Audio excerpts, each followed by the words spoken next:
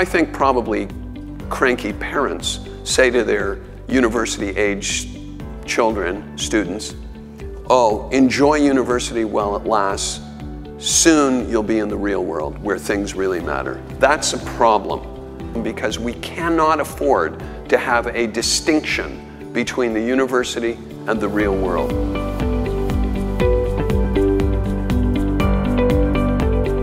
My particular approach is summed up in a phrase that I use in one of the publications that I wrote last year called students in action. So the idea is that education has to be driven and programs and course content and experience have to all be driven by a sense of action. That is, students have to have projects and understandings of what they do as having consequence in the real world. For example, I designed a course that is called Applied Communication for Social Issues. Students look around their society, they identify urgent and critical and complex social problems.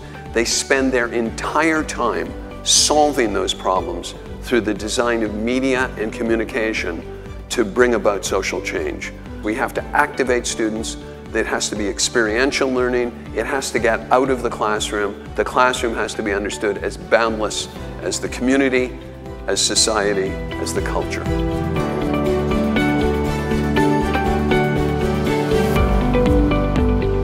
One thing that education in the digital age is now is infinitely more participatory.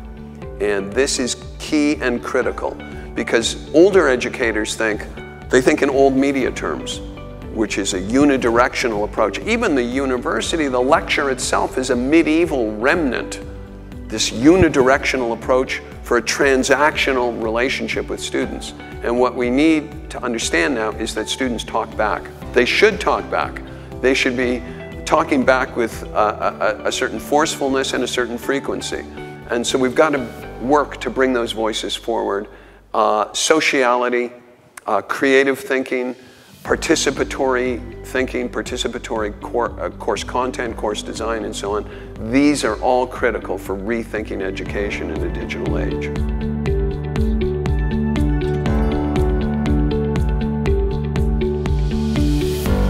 Frankly, when we start talking about artificial intelligence, AI, we talk about automation, we talk about robots. We have the summary of all the fears and anxieties of societies, of individuals in societies, and certainly students who think that there will be no jobs.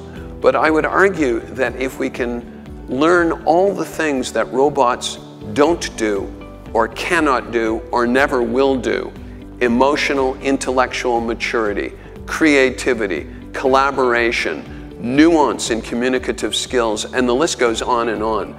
That's what I would emphasize for students to learn. I think it's a misnomer. We call them soft skills.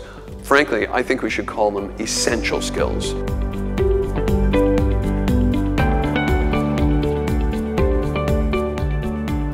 In my vision should be no distinction between STEM education and humanities education. They are inextricably connected.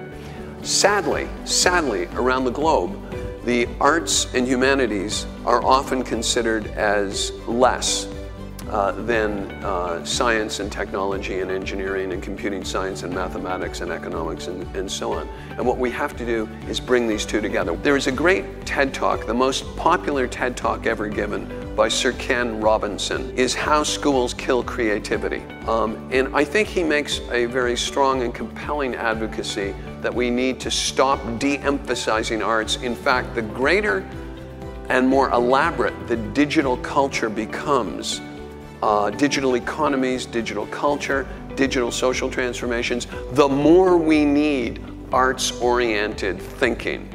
And that's creative thinking that's needed precisely for so-called STEM curricula.